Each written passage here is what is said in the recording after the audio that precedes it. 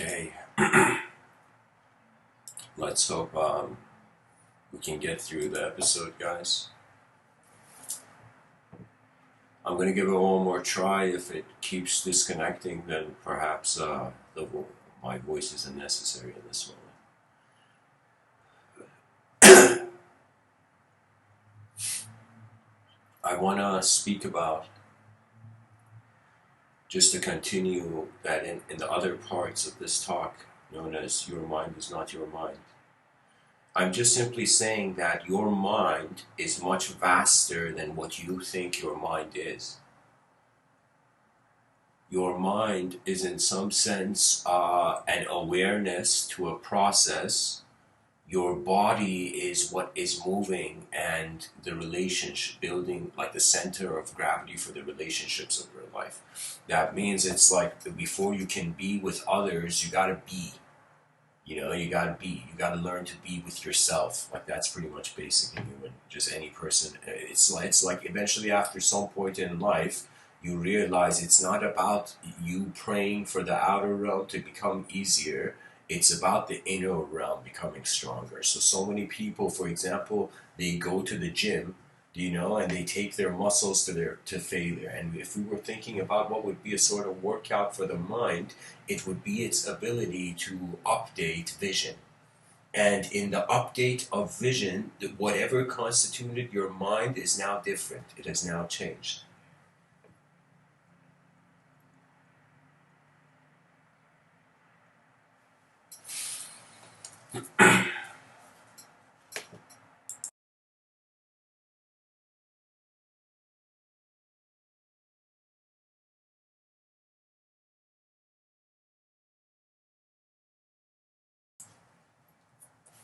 You see, human beings, I'm speaking in third person like I am a human being.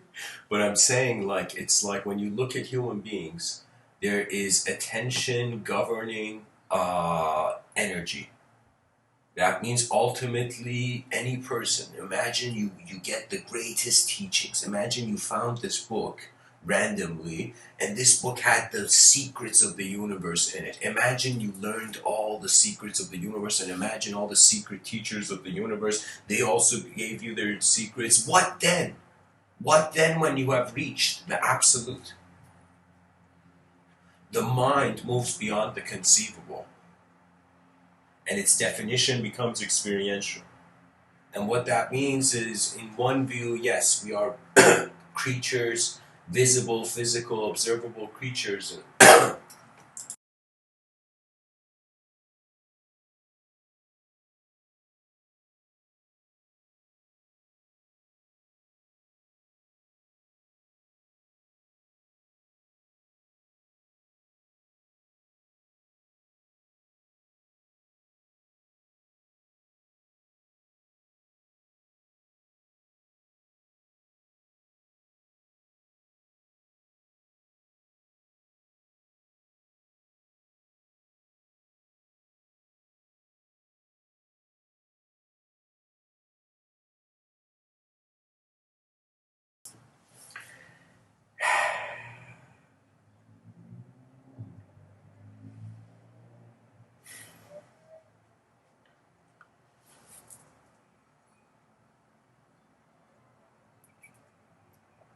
Before I was mentioning that the mind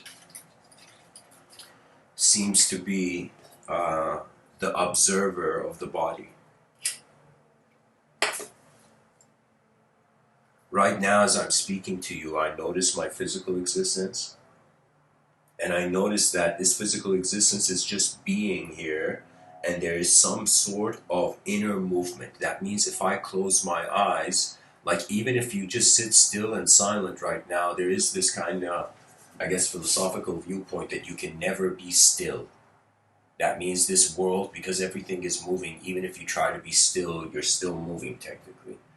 So it's like the same way an existential being can't fathom non-existence, it's the same way a creature in a moving world can't fathom stillness. But what is this? What is this whole thing about going towards stillness and silence to finding a mirror for the mind? It's all just a game between the known and the unknown. Characterhood, how there is a setting, how when we say, yo man, check out my mindset, you know, it's kind of like every person should check their mind settings for themselves. You know how you want to check, for example, the settings of a TV or the settings of anything? You kind of go see how the system is set. So Mr. Within is saying, hey, human being, treat your mind as an advanced intelligence, as an advanced technology, and wonder about how is it set in motion. You know?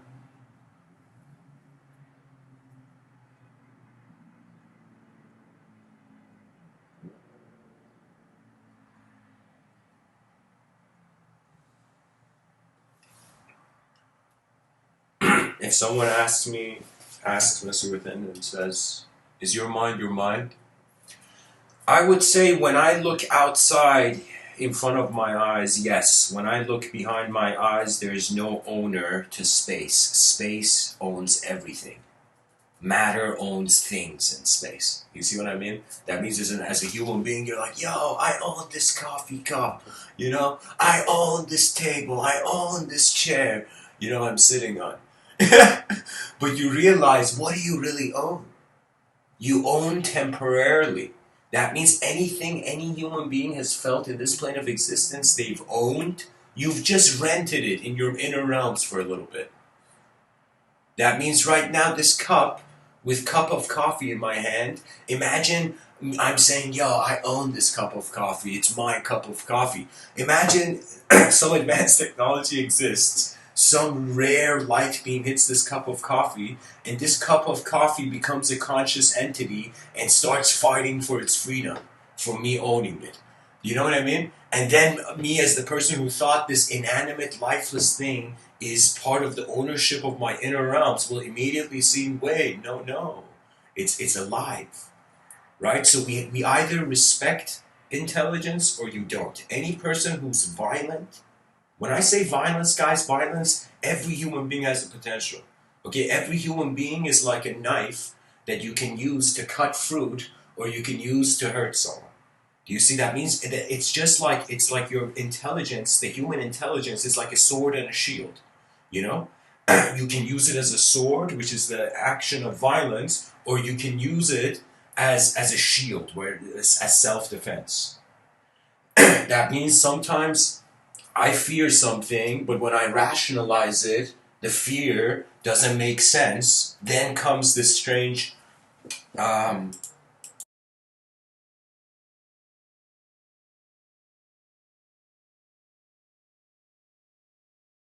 strength of what is actually seen in the moment. There's a strength. There's a strength that only the honest can have. But when I say honest, there's a level of honesty which is how true you stick to how your inner realms are, even though the outer realms change. And then there is an honesty that is you honestly realizing you are not per se an object or a subject. You are the awareness of an object and a subject. That means it's as if you can put the brain on a scale and measure it, but you can't put the mind on a scale and measure it, because the mind is how the potential energy can become kinetic. You know what that means? That means it's like I remember seeing this poverty commercial, and there was this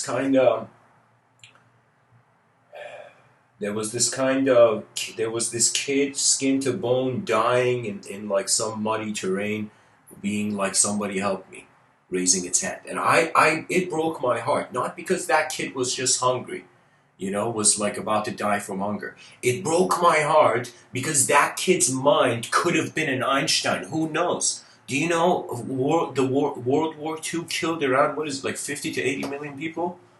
I mean, I should probably give you a more accurate number. You know, I think the amount of people who died in World War II up to World War II, guys, was more than any war in history, or all the wars in history as assumed. Of course, scribes couldn't write everything, but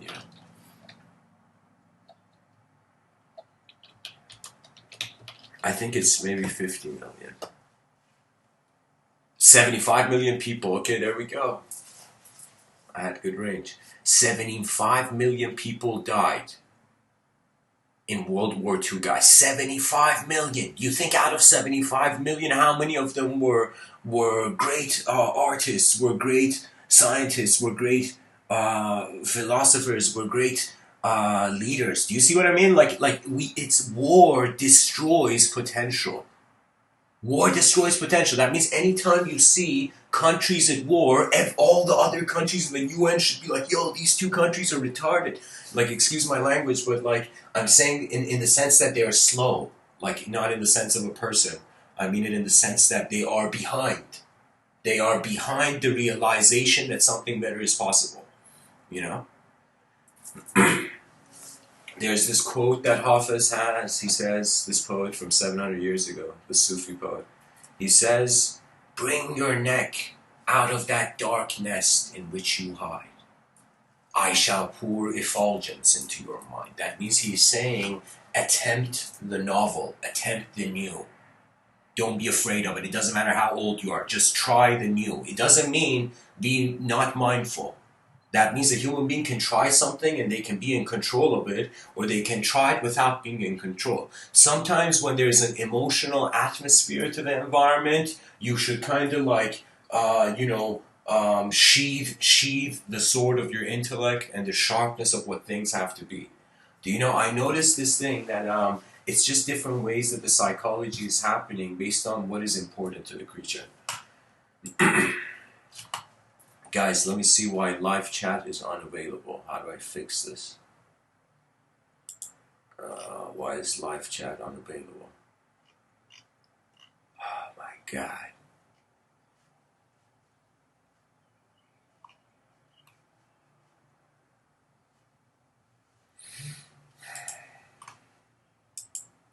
Hang in there, folks. Just checking something.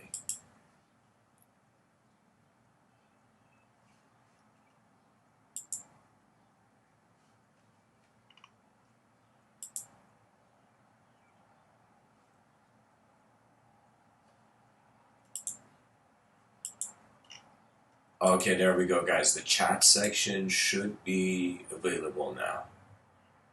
And I have no idea why this thumbnail is here. It should be a dog.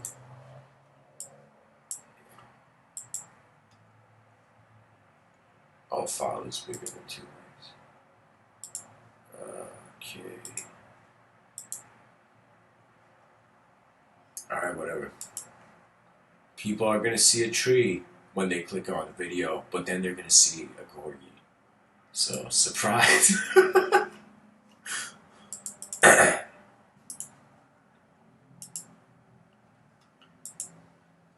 Alright guys, let me double check this. I think it should be... the chat section should be available. Okay, nice. Nice, the chat section is available. Alright everyone, feel free to, like philosophers back in the day, write on stone, which is the wall of the chat section.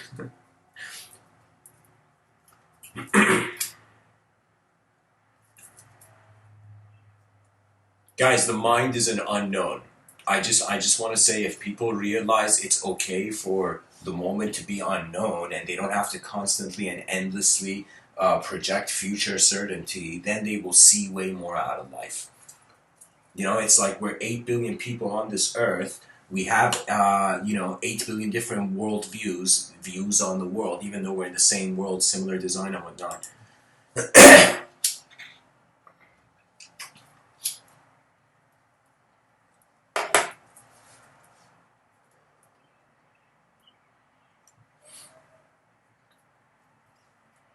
I feel the mind is a door. I think the mind is a stargate between an objective phenomenological dimension and a subjective phenomenological dimension. And it's kind of like we have two eyes that see the same. Have you noticed this? Like, this is common knowledge that, like, if you close one of your eyes and you become a goalkeeper for, let's say, a soccer game, you can't. You literally, you would be off. You know.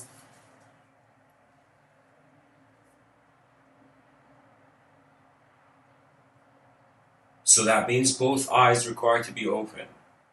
In 2020, in the era of advanced communication, human beings need to realize that you like a bird, have one wing, which is all the objective analysis and all the subjective experience. And these are the tools at your disposal. That means I'm telling you, nothing creates more of a scholar out of a person. The scholarly spirit finds you when you notice you are on a rock in the middle of nowhere. That's why knowledge is important, not because of behavior, not because of prestige. What is that? You think time cares about prestige? It's about most people are doing things that is valuable to their own eyes only. I feel if we can make the situation change from win-lose to a win-win, that would be epic.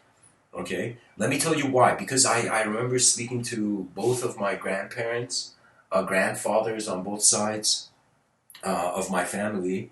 They are both businessmen. It's strange. They were both factory owners, you know, in Iran. So both, and so it's like, and they had this mentality. When I remember, I just felt like my grandpa was getting old, and I just felt my grandpa on my mother's side, he was getting old, and I just felt like, yo man, I'm just gonna go interview him, interview my grandfather, so that his voice is recorded and share that with like all the cousins and whatnot. And so I did that. It was like a week where every day I would go and my grandfather would speak a couple hours sharing his story. And I realized something, that back in his day, business was hunting. Even though nowadays it is kind of that too, but I'm saying like it was more like win-lose. That means the businessmen there, they all knew the game that was being played.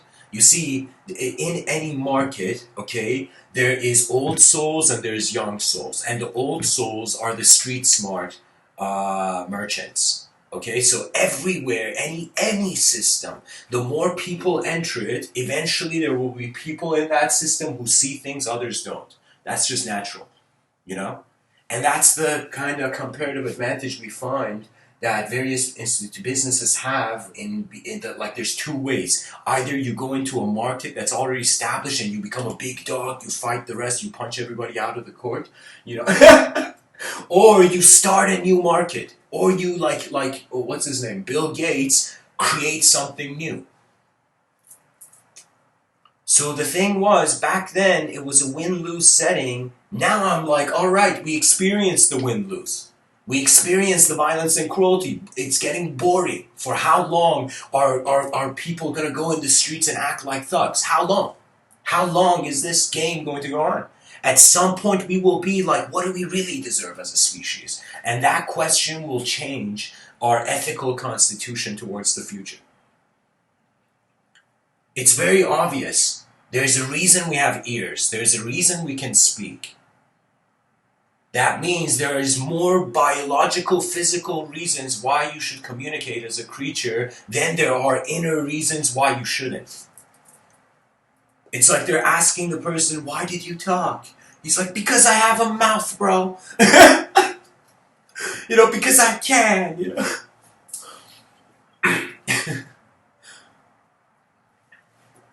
For me, the exploration has to return. The spirit of exploration. That means the teacher teaches the student, and the student's like, thank you, teacher. I learned a lot. And the teacher's like, great. Now, there's a lot of stuff I don't know. Now, you got to go explore. Do you know? Humanity is a movement. When you realize this, you realize it is being interpreted in unfathomable ways. Do you know what that means? That means if you took 10 random people from anywhere and you put them in a room and asked them, what is the world to you? What does it mean? What does an atom mean to you? Like, you will see people have different ways they've opened up to how the world is real. So in some sense, there was the story of the Tower of Babylon, and I believe it comes to us from Christianity. I think it's in like a gospel or something.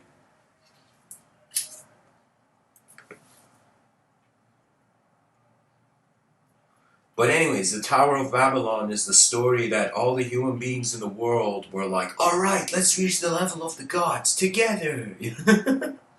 And so all human beings gather to create this tower, the Tower of Babylon, the Tower of Babel. This tower was so incredibly being made. Imagine like human beings for the first time, the species. This is one of those rare stories in history, guys, where you see the species acting like a beehive.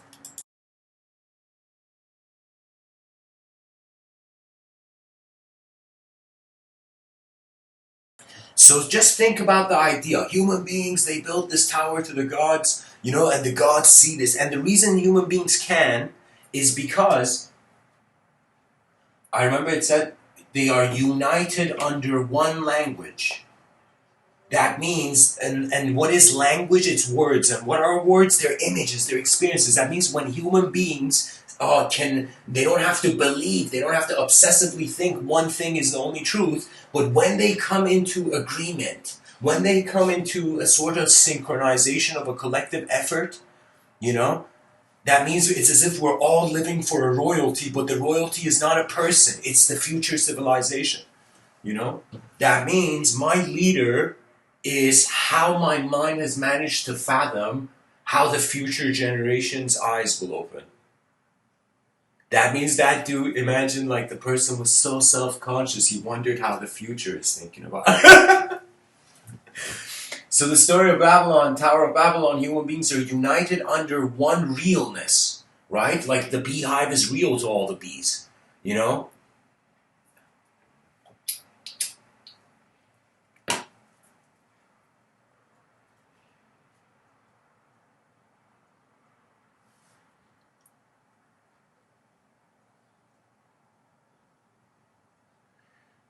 The Tower of Babylon gets so far to the level of the clouds that one of the gods is like, what is this? Why are these guys climbing up? And so this god, imagine, let's say, playfully, this god is about to strike the tower with lightning. He's like, I'm not going to allow this tower to reach the heavens. And then this other god comes and he's like, yo, man, let me show you a classier way. And this god, this other god, I'm animating the story, of course, but this god, what he does, how the Tower of Babylon, this massive collective effort towards higher, an advanced civilization, higher states of being and whatnot,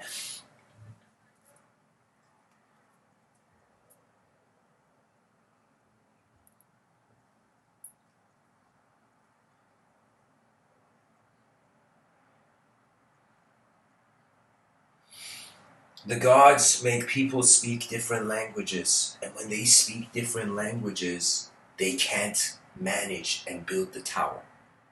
Do you see what I mean?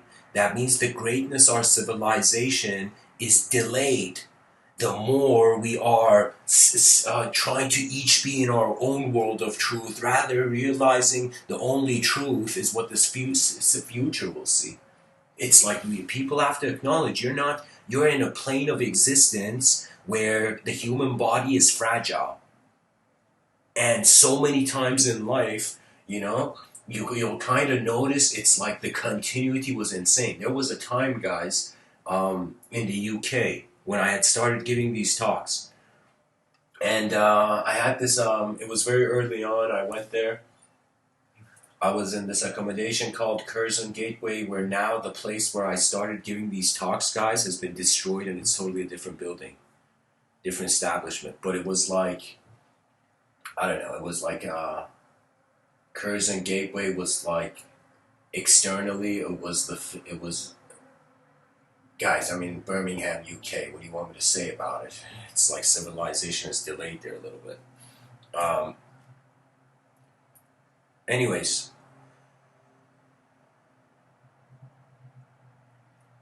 I had this friend named Ciro. He was like a flatmate, and we were going to downtown, and we were kind of on the prowl a little bit too. And as we're walking, this is the UK. I'm talking to Ciro, and as I'm talking to him, I'm walking because I'm like my background's from Iran. So in Iran, if you're a kid who's lived in Iran for more than a year, you're a master jaywalker because in Iran, literally, like jaywalking is like it's so common. It's not right. I'm saying it's not good, but at the same time, it's like people don't care, and you see even like oldest women jaywalking, like not a highway, but like a busy street or something in Iran. So I'm saying jaywalking is very normal. So I have this feeling that, and there was this bus. I wasn't aware that the buses in the UK, the red buses, they go at a fast speed. Do you know? When they go around curves, they kind of speed up a little. And anyways, so what's happening is that I'm just walking and Zero grabs me and pushes me back. Bless this guy. He pushes me back and I literally dodged. Literally, I felt the wind of this red bus, like those red two-floor buses, pass me by, and it was maybe like a hand's length away from my shoulder. You know? And me and Zero just are like pausing there, intense, death was like a foot away, and we both started laughing, but I thanked him like after like I kind of settled down a bit after the shock of what could have happened. Then it's like I thanked Zero. It's too bad though. At the end of that year, I was no longer friends with him. But like, anyways, he technically saved my life. You know.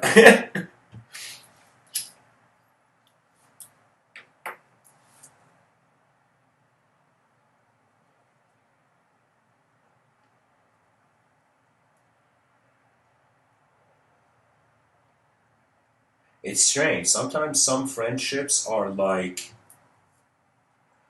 it's as if friendships have a life cycle sometimes, you know.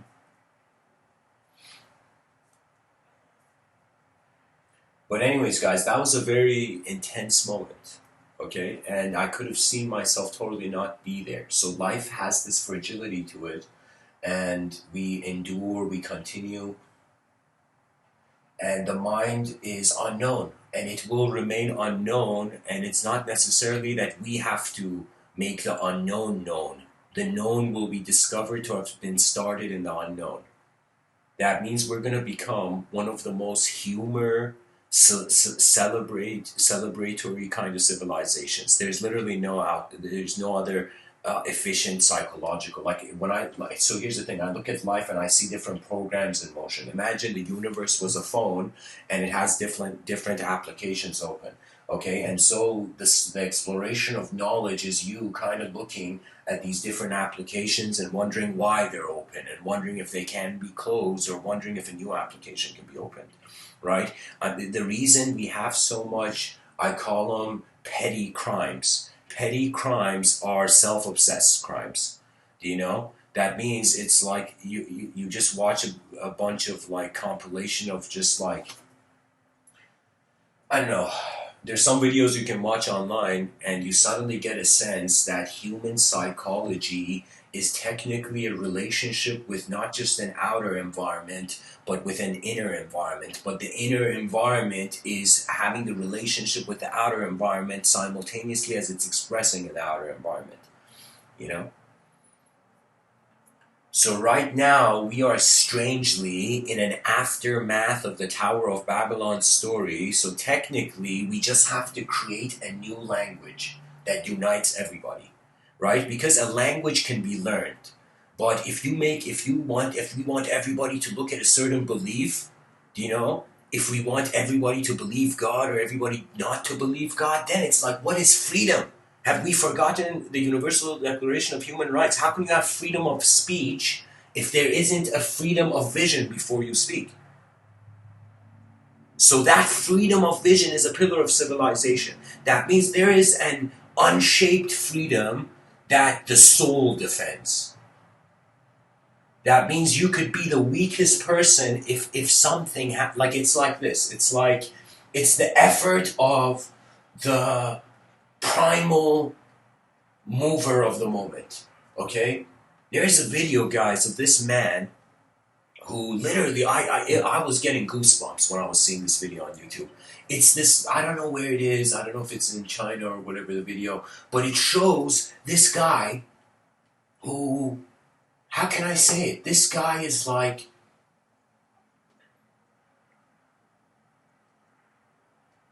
this guy has grocery bags in his hand, like literally as if somebody coming from, imagine like you're coming from Walmart, with grocery bags or something for some grocery store or whatever. And as you're coming out of that store, you see a tank in the street. And imagine you go stand in front of 10 tanks. And that's what the video was. It was this guy with a grocery store bag. He just ran. And I think what was giving him strength to go in front of those 10 tanks was he was like, this is fucked up. There's tanks in the streets. Let me just see what happens. Let me see what kind of person is driving that tank. And that moment was such a significant scene, guys, because it was as if the tank externally chaotic form, but internally there was a human being, and the human being was, holy shit, there's a guy with grocery stores in front of me. It's like, I can't run this guy over with a tank. So that one man stopped 10 tanks from going forth. Because human nature has a voice louder than any order of any ruler.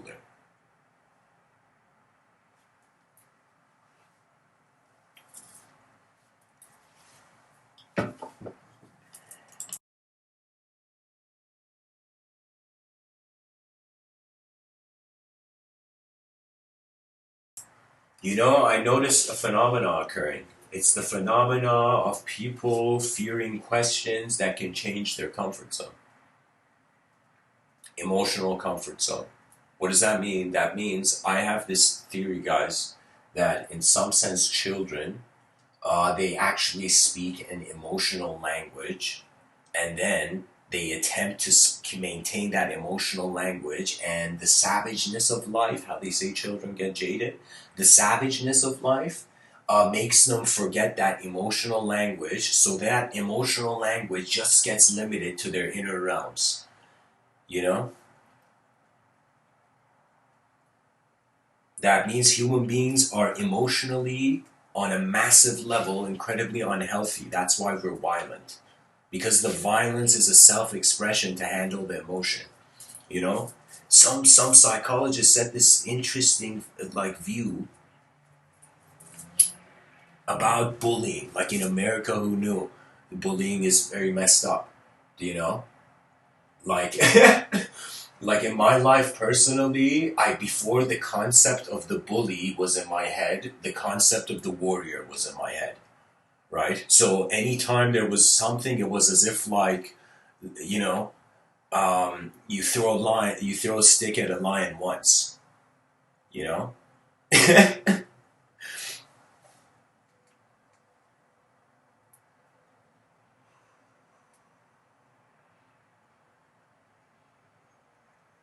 You know, there was this saying I would hear.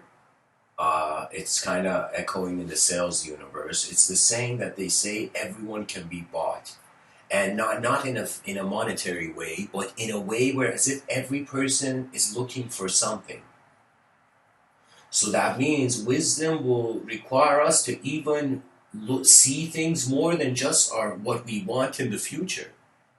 All those people going in front of the mirror saying affirmations every day. I mean, I understand. Sure, you're sending out a signal into the world. Sure, you're treating your mind as like some wave generator.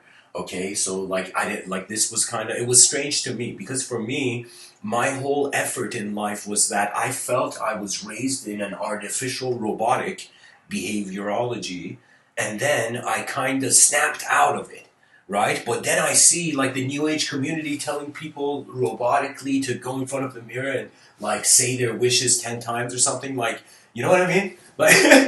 Like like after some point you're like, what are we trying to be, robots? What are we trying to be, artificially intelligent before we've made artificial intelligence? Like, you know what I'm saying? Like there is nature here. You can't expect a river to behave like a machine. That means, even though I speak about technology in these talks of mine, the first technology my mind saw was like the wind, was the sunlight, was the sky, was the natural world, and then the unnatural. When you see the unnatural first, the natural is kept in the unknown, so your whole life, the more natural of a human being you become, the more you're like, yo, I'm finding my life purpose. Yeah. But what I'm saying, like, we want an advanced civilization. We don't want just a happy in their own world civilization. You know, we don't want, you know, like, zero progress utopia. Like, that's nonsense. That means, this is why I'm saying those people who are trying to be happy 24/7, really? Like, how robotic. And those people who think they're always sad, how robotic, how robotic. It's impossible. Let me tell you why. It's impossible in 24 hours, if you're a human being that sleeps, to be sad. Tell me, who in deep sleep is depressed? Imagine all those people taking depression statistics of people being depressed, okay, around like the nation. All right, let's ask these statistic taking people to, in some sense, these research analysts to, in some sense, go and take statistics of people's depression when they're in deep sleep. You ask the guy in deep sleep, hey man, are you depressed? The guy is in deep sleep. He's not a concept to himself. Do you see? Do you see the wonder of the world? That the surreal is inside the real. That the surrealness of life is a reversion back to how in simpler principles it becomes more chaotic. That means, like Elon Musk, I remember he said, like, he was afraid of the dark, and then he just, I don't know, read in an encyclopedia, it's just the absence of photons, and he wasn't scared anymore. You know? Science became his courage.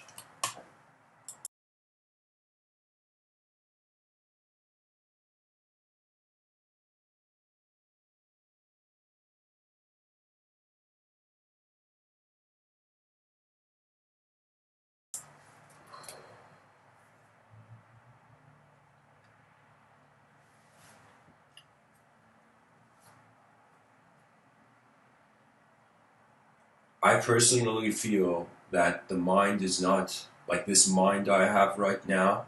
I'm using it to live a life, and life is using it to be life. I feel that simultaneously as I'm alive, before I was named, I'm a collective process. When I was named, I became individual, particular association. Do you see what I'm saying? So that's when I think in these talks, hopefully, if I've done a good job, people will suddenly realize the language threshold. The language threshold is the ultimatum of contentment. That means people think patience is a virtue. No, no, no, no, no. Patience is the end. It's the end resolution. That means don't fear how your eyes are open. And don't fear how they are not open.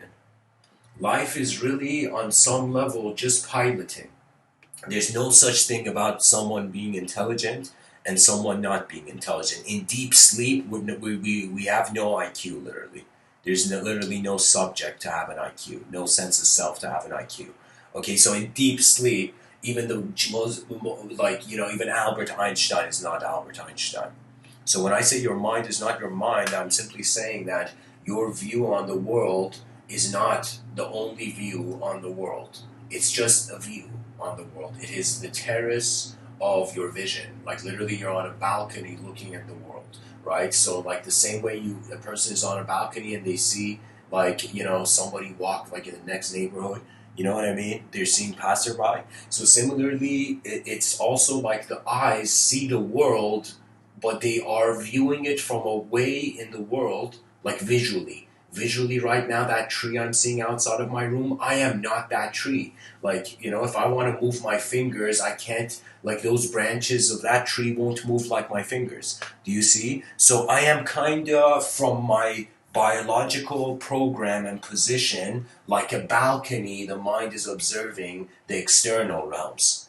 But when it goes internal, just like a balcony, you come inside your house, and when you come inside your house, you're not observing the outside.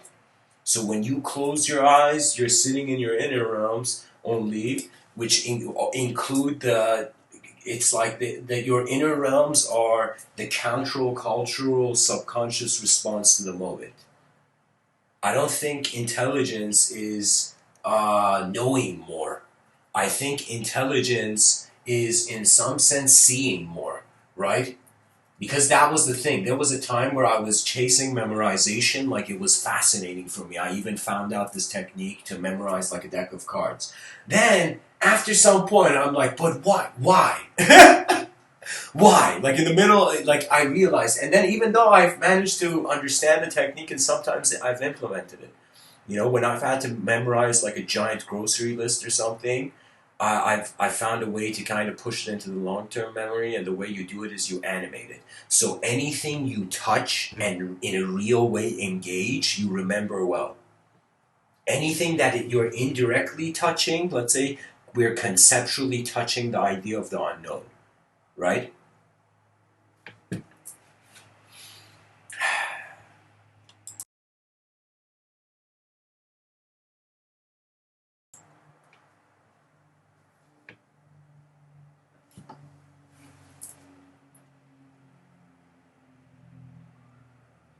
So that brings the question. That means this would be a good question for someone to ask who's listening, and it would probably say, like, this is a question I would ask at this point for myself if I was listening. I would say, if the mind is inconceivable, field-like, and the reverse of the individual object, so it's as if life is a simulation in the same way that we are the shadow of a higher dimensional phenomena. I feel like light hits an object, it creates a shadow. Enters the eyes of man, it enters inside the eyes of man, and instead of a shadow, it creates a subjective universality. So technically, our thoughts are the shadows of the light beams that enter our eyes. You know, they are either the shadows or like a mirror. It's being reflected. So it's like hilariously, hilariously. Imagine light enters your eyes and you're inside your brain. Imagine it was just a room of mirrors, a hall of mirrors, and the light is going like ching ching ching ching ching ching ching ching ching ching ching ching, reflecting off all the mirrors. You know. All the neurons are like, yo, yo, yo, light's bringing in new information, you know?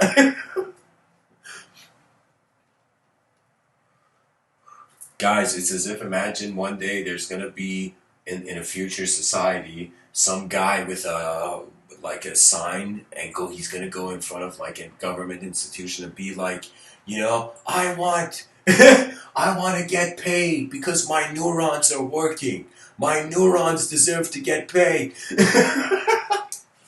You know, I want extra assistance from the government, you know? You know, my neurons are working all day, they're not getting paid. My heart is working all day, it's not getting paid. Can you imagine? And we're like, okay, if your neurons, imagine the government hilariously in this hypothetical future situation, the government comes to that, you know, resistancy and says,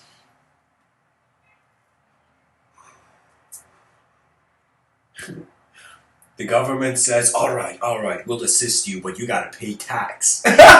So you have to pay tax on every cell of your body. You have to pay income tax on the cell of every body. And you have to write, let's say, imagine, like you have to fill out tax forms for every organ of your body, imagine, if you want to get paid. If you say your heart is working and it deserves to get paid for its work. You know, and then the guy's like, all right, guys, sorry, bad idea.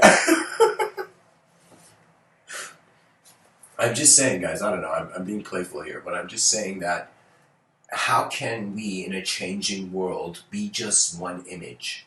It's very obvious that it's like the world is an image. It's like an image, it's like a film we're living inside, but simultaneously we have access to minds where our imagination is like a film inside this film. Right? So your inner realms is like a film you direct. Your outer realms is like you are an actor in a film that you didn't direct.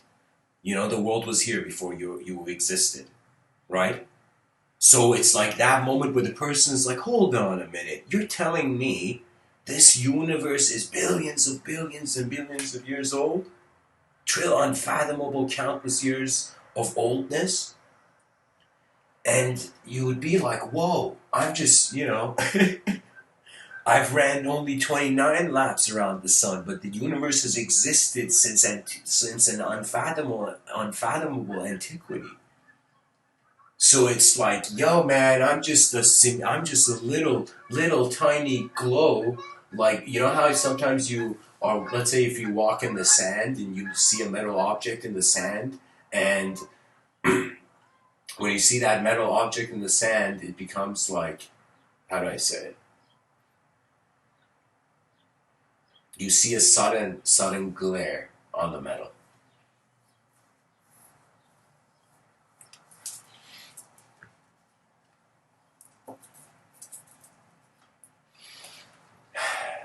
Anyways, guys, I guess I can. Does anybody have any questions on what I've spoken about so far? I pretty much just paint pictures in this talk and move on, guys. That's how I speak. Um, my speech is like, you can learn more about communication from painting than than from just speech, you know.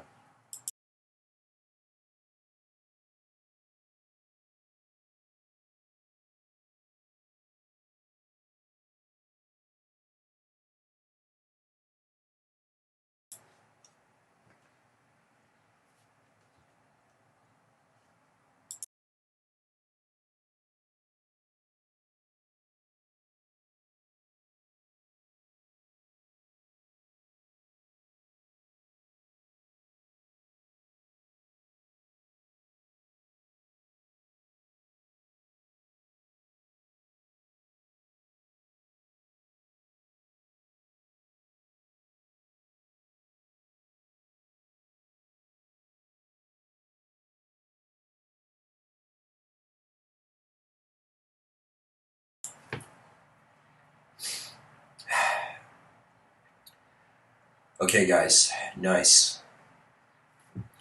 Plugaru says, "How can perception be clear?" Interesting question. It is actually one of those questions where the language threshold, it reaches the language threshold. That means you're having a problem where the answer is non-dual. That means the only way perception is clear is that either the lack of clarity didn't exist or you were clear from the beginning. If there was some sort of clarity from the beginning. You see, there's two ways a person, let's say, expands their vision. One way is they self-realize, and you can say the other is like other-realize. What does that mean? That means you learn something new. That means you see something new, do something new, you learn from novelty, or you self-realize. You suddenly remember or revert to a state where it's like it's self-realization and meditation and what's not.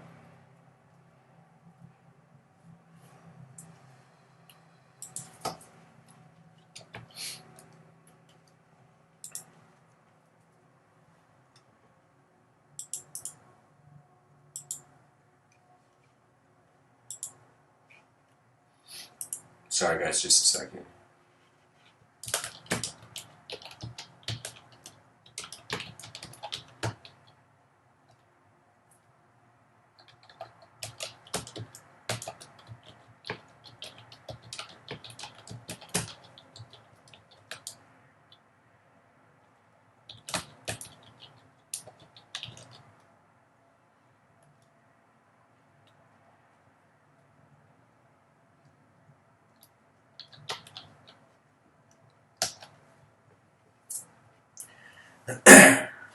So so welcome to the chat, everybody. You know, thanks for the questions. Keep the questions coming. I want to say this, guys. I'm just saying the difference between novelty and self-realization is that novelty is the introduction of manifestation that the pattern hasn't been seen from before, and self-realization is where you realize how you have been living has been keeping you from seeing, in some sense, how the world is.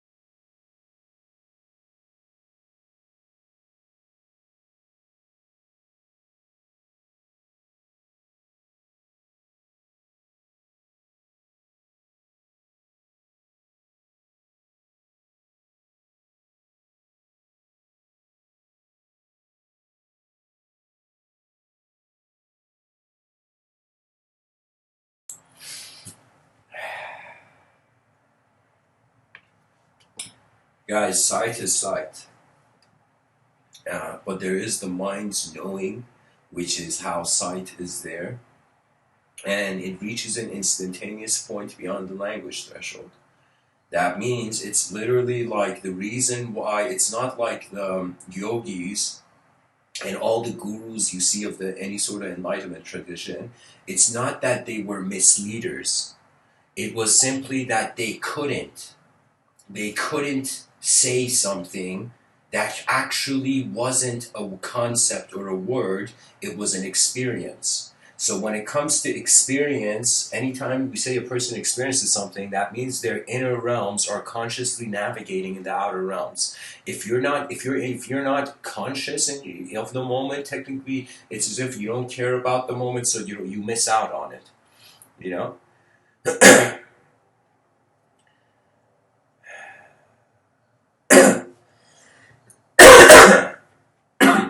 Excuse me.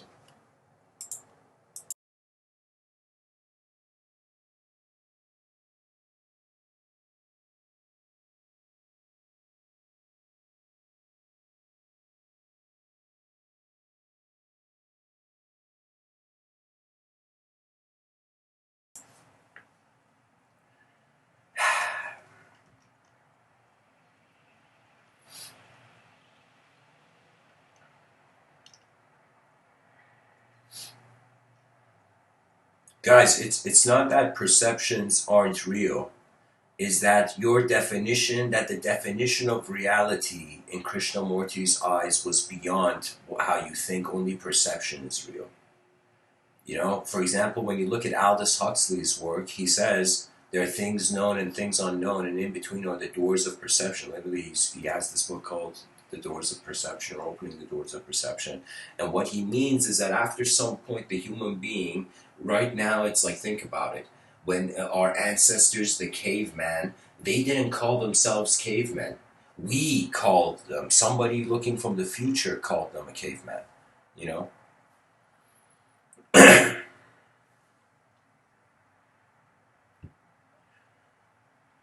Um, so Deborah in the chat section has brought up the idea of the Ashtavakra Gita.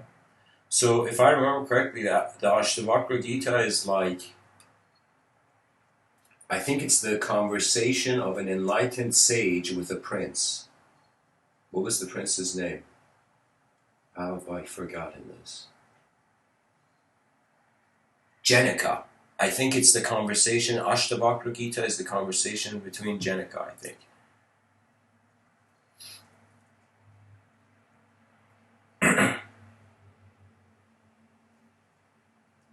Yeah, Janaka.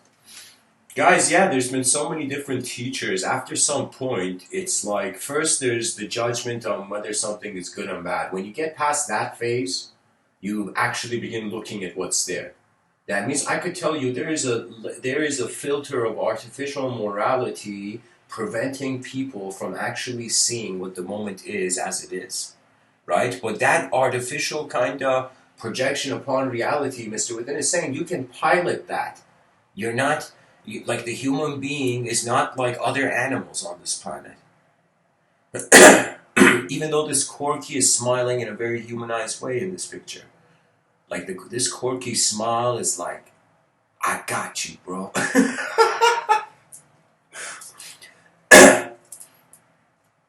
You see this like animals.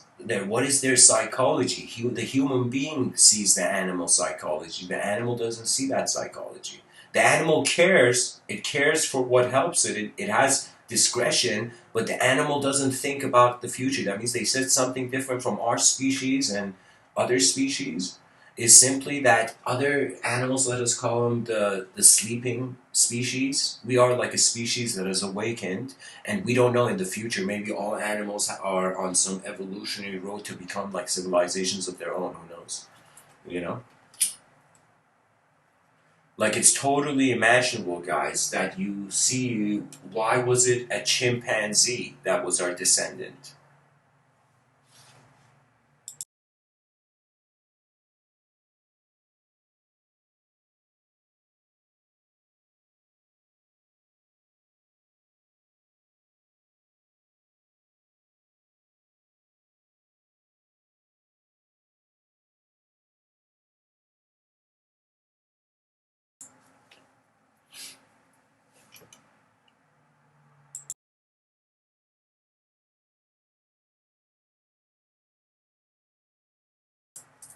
You know, it's like wondering if you could go on the subway and it was some humanized.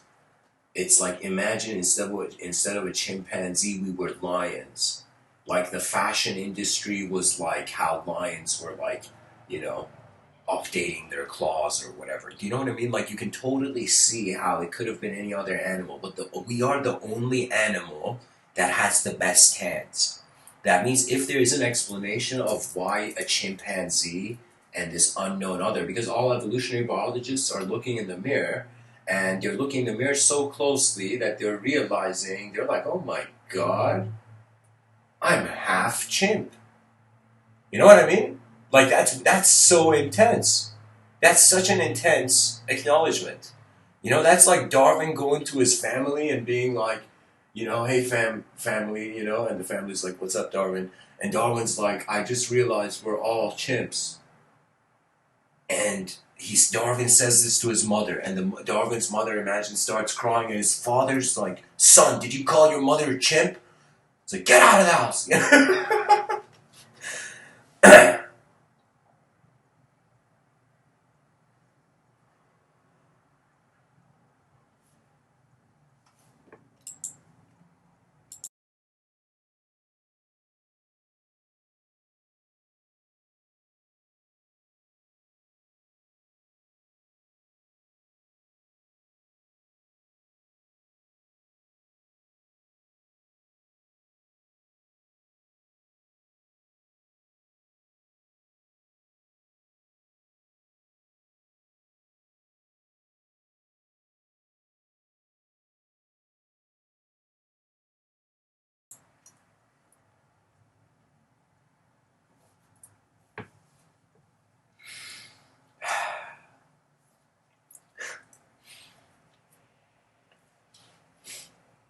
We have to study the unknown.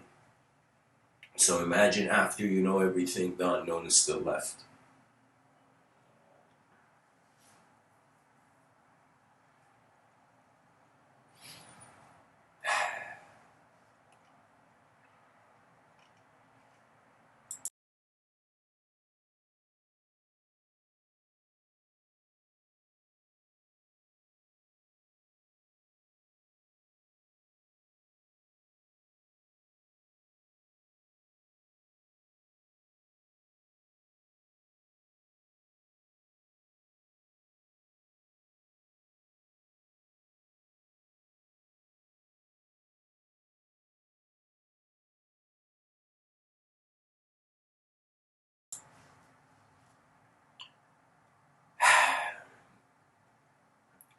Guys, wonder about the important, wonder about the new, wonder about the once in a lifetime kind of opportunities. And if you let those values be your compass, I'm pretty sure that you're going to realize the mind is how you engage it. So really, your attitude and your behavior as a human being is based on how you're awakening, literally, you're entering the conscious waking state. And if you cultivate mindfulness, after some point, you are watching the movement of your mind before the movement of your body, and the moment you watch the mind, it goes away. Just the whole ideology of mind, body, just all this goes away. You're just the moment. You'll realize your awareness before the self. So, anyways, guys, thanks for tuning in. I hope this episode was helpful. And keep writing. And if you don't, I'm speaking to your future self, you know, so keep writing. Much blessings and awesome.